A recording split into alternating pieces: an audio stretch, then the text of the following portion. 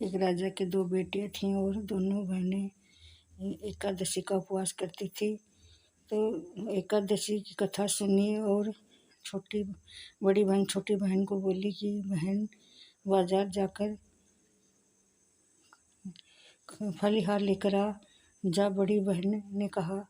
छोटी बहन ने पूछा क्या क्या लाना है, तो बड़ी बहन ने कहा फलहार लेके आना और जिस चीज़ में अन्न नहीं वो लेकर आना। और छोटी बहन ने फलिहार तो खरीद लिया और बड़ी बहन ने कहा था ना कि जिसमें अन्न नहीं वो भी लाना। और वह बड़ी बहन को तो 2 डोंगे मांस के लिए ये जब वो सामान लेकर आई तो बड़ी बहन ने पूछा ले आई। तो बड़ी बहन पूजा पाठ कर उठी और फलिहार को खोला तो उसमें वो छोटी बहन बोली 2 डोंगे उनमें मांस है, एक मेरा है एक तेरा है, तो जब मैं तो खा लेती हूँ।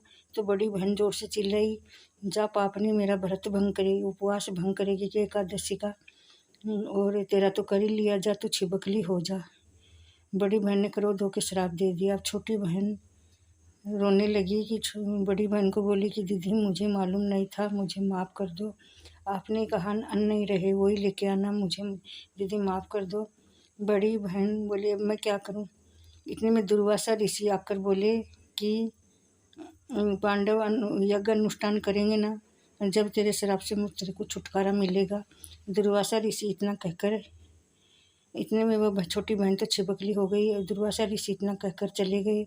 अब बड़ी बहन दुखी रहने लगी तो मर गई। अब जब महाभारत का युद्ध हुआ तो पांडवों ने यज्ञ अनुष्ठान रखा तो वहाँ ऋषियों के सबको बुलाया, लेकिन ऋषि मुनि देवतागण को सबको बुलाया, आसन लगाया, लेकिन दुर्वासा ऋषि को नहीं बुलाया। तो दुर्वासा ऋषि नाराज हो गए और क्रोध होकर मरा हुआ सांप लेकर आए।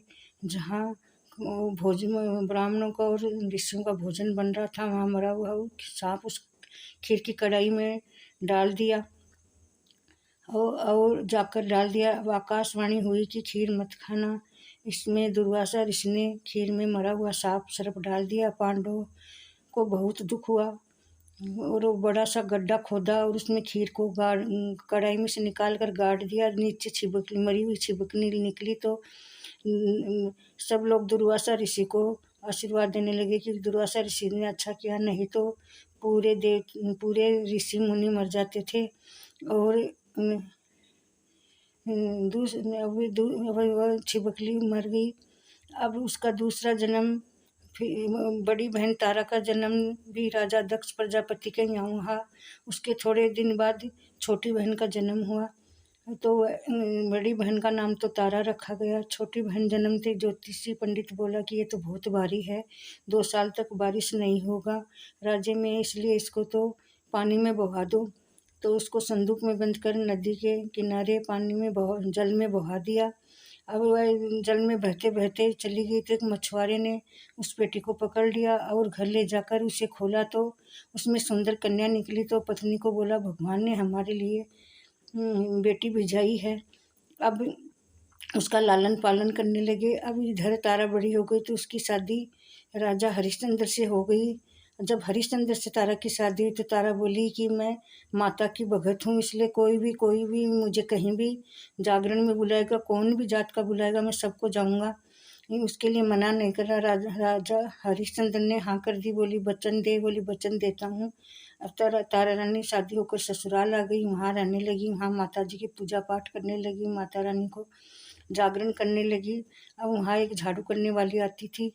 एक दिन उसको बुखार आ गया तो अपनी बहू को भिजाई, तो बहू सुबह जल्दी उठ कर आई तो वह झाड़ू करके सीढ़ी में सो गई। तो उसमें झाड़ू लगाने वाली की उनको नींद आ गई और जब तारा रानी ने उसको देखा तो उसके पीठ पर छिबकली का निशान था। तो उसने सोचा कि ये तो मेरी बहन रुको ही है जिसको पानी में बहा दिया था। तो वो उसको उठाया और बोला तो कहाँ रहती है। तो वो बोल रहा मेरे को मछली वाले ने पाला, मछुआरे ने, अब मेरा शादी कलवा मेहतर के साथ कर दी गई, मैं वहाँ रहती हूँ। तो बोला तेरे को बुआ दिया था, मेरे को मालूम है, ज्योतिष के कहने से तुम मेरी बहन है, पर यह बात तुम किसी को मत बताना। बोला ठीक है।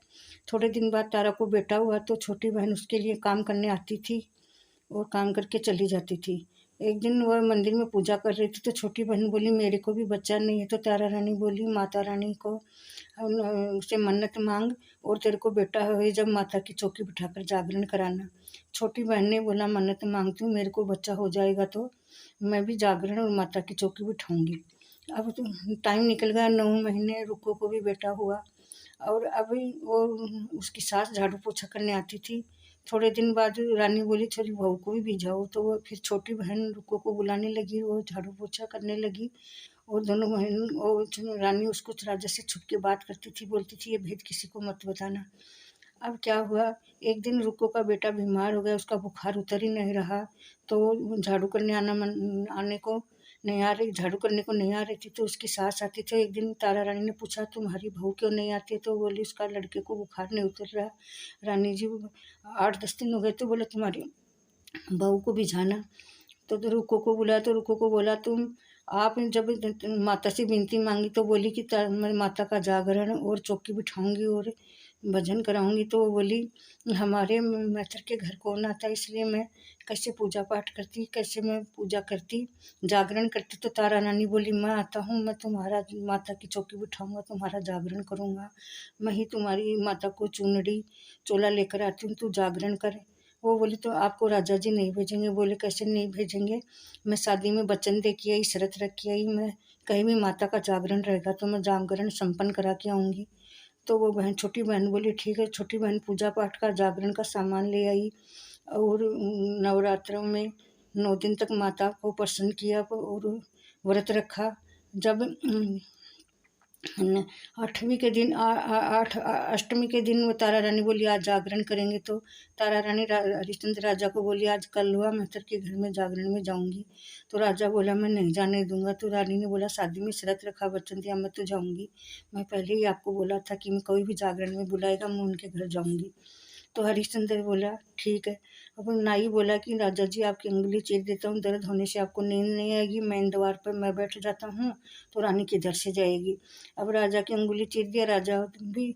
और अब वो मेन द्वार को ताला डालकर वो बड़े दरवाजे पर नाई बैठ गया। रात हुई, तारा रानी को जाना था माता के जागरण में।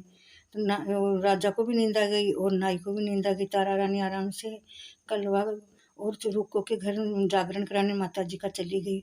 वहाँ पूजा पाठ की चौकी बिठाई और करने लगी। इतने में से राजा छुप कर ही उसके पीछे गया और देख रहा। वहाँ माता रानी ने ड्राई फ्रूट चढ़ाए, मेवे चढ़ाए, खजूर चढ़ाए, अखरोट, बादाम, काजू, मेवा, मिश्री सब चढ़ाए प्रसाद और माता रानी की आरती उतारी। उसके बाद कलुआ ने उसको बकरा की बलि चढ़ाई। अब राजा सब कुछ देख रहा।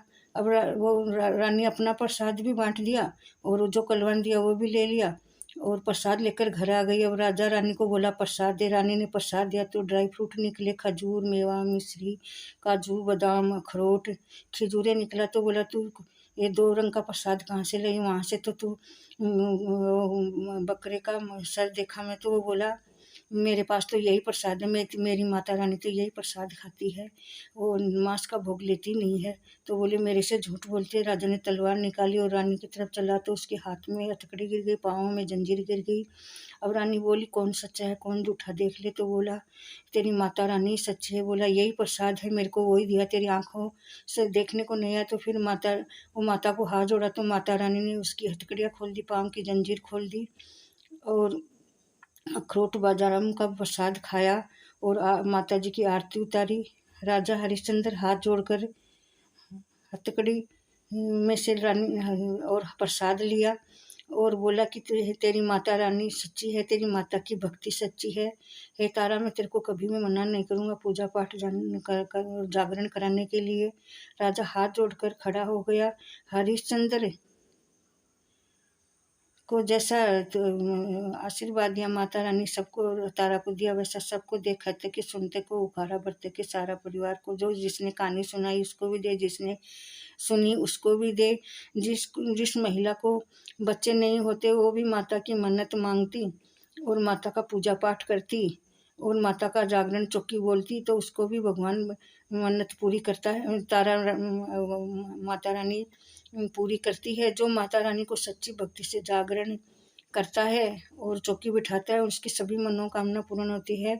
जैसा तारामणि ने जागरण किया वैसा सबने किया। जो जागरण में तारा रानी की कथा करवाता है तभी जागरण संपन्न होता है। तारा रानी माता की भगत थी, इसलिए माता रानी दुर्गा माता उससे खुश होती है। जो कोई भी जागरण कराए तो तारा रानी की कथा जरूर से कराना। जय बोलो तारा रानी की जय, जय जयकार।